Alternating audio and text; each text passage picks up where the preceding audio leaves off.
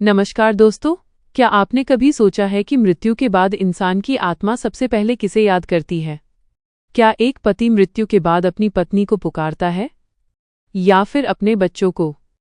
क्या गरुड़ पुराण में इस रहस्य का कोई उल्लेख मिलता है?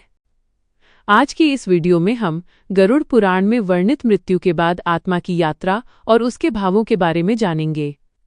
लेकिन ध्यान रहे, गरुड़ पुराण मुख्य रूप से मृत्यु के बाद आत्मा की यात्रा, कर्मों के फल और मोक्ष के सिद्धांतों का वर्णन करता है। इसमें पति मृत्यु के बाद सबसे पहले पत्नी का नाम लेता है, जैसी बात सीधे तौर पर नहीं कही गई है। तो आइए गरुड़ पुराण के अनुसार इस गहन रहस्य को समझते हैं।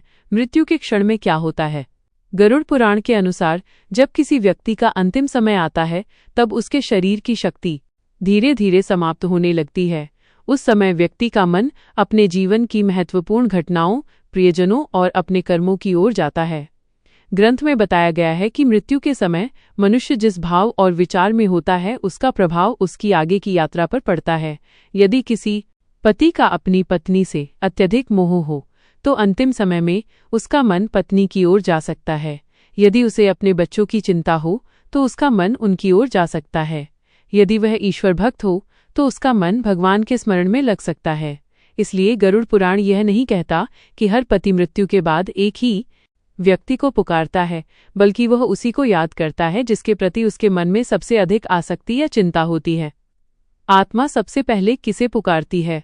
गरुड़ पुराण में वर्णन मिलता है कि मृत्यु के बाद आत्मा कुछ समय तक अपने शरीर और परिवार के आसपास रहती है। उसे यह समझने में समय लगता है कि अब वो शरीर से अलग हो चुकी है।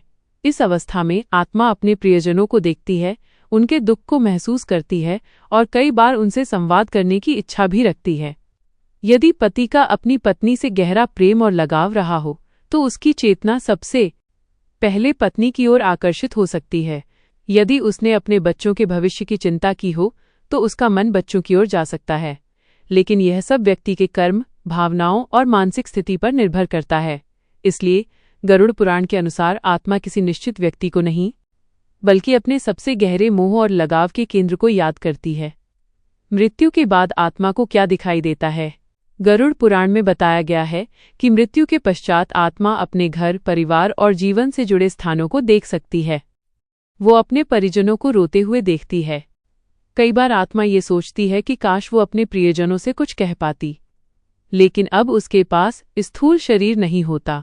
यही कारण है कि शास्त्रों में अत्यधिक मोह को दुख का कारण बताया गया है, क्योंकि जितना अधिक मोह होगा, आत्मा को आगे बढ़ने में उतनी ही कठिनाई होगी। इसलिए धर्म ग्रंथ बार बार यह शिक्षा देते हैं कि प्रेम रखें, लेकिन ऐसा मोह न रखें जो आत्मा को बंधन में डाल दे।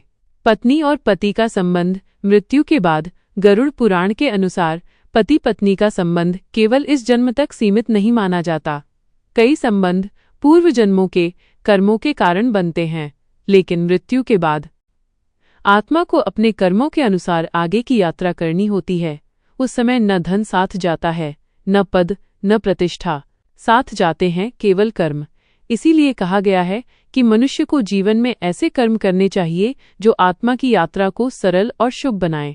पति पत्नी का प्रेम पवित्र है, लेकिन अंततः प्रत्येक आत्मा को अपने कर्मों का फल स्वयं ही भोगना पड़ता है।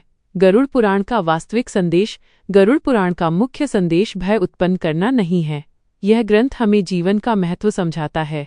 यह बताता है कि मृत्यु निश्चित है, इसलिए हमें अपने परिवार से प्रेम करना चाहिए, धर्म का पालन करना चाहिए और अच्छे कर्म करने चाहिए। जब मनुष्य ईश्वर का स्मरण करता है और सदाचारपूर्ण जीवन जीता है, तब मृत्यु का भय कम हो जाता है। ऐसी आत्मा मृत्यु के बाद भ्रमित नहीं होती, बल्कि अपनी आगे की यात्रा में अधिक शांत रहती है।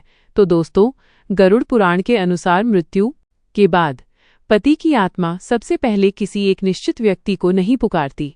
वह उसी को याद करती है जिसके प्रति उसके मन में सबसे अधिक प्रेम, चिंता या मोह होता है। लेकिन अंततः आत्मा की यात्रा उसके कर्मों और उसके अंतिम भाव पर निर्भर करती है। यदि आपको यह आध्यात्मिक जानकारी पसंद आई हो तो वीडियो को लाइक करें, चैनल को सब्सक्राइब करें और कमेंट में ओम नमो नारायणाय अवश्य लिखें। धन्यवाद।